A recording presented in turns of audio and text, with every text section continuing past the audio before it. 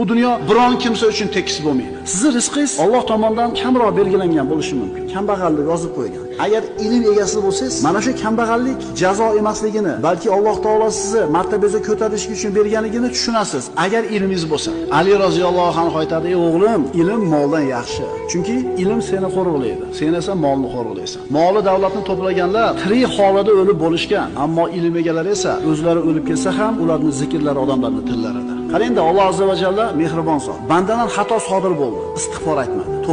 To'planib ancha bo'lib qoldi. Shunda mehribon Robbimiz bitta dard berar ekan, qolgan hamma gunohlarni o'chirib tashlar ekan. Imtihon hovlisiga 100 yil yashayman deb imorat qilamiz. Vaqtincha bo'lgan bu omonat vatanimizda abadiy qoladigandaqa ishlaymiz. Vaholanki bu ekinzorida xolos, dehqon bahorda ijaraga yerda oladi, kuzda topshiradi. O'shuning uchun imkon boricha foydalanishga harakat qiladi 6 oy, 7 oy ichida. Foydalanib qolay deydi. Bu dunyo birodarlar bizga vaqtinchaga berilgan ekin maydoniga o'xshaydi. Foydalanib qolishimiz kerak.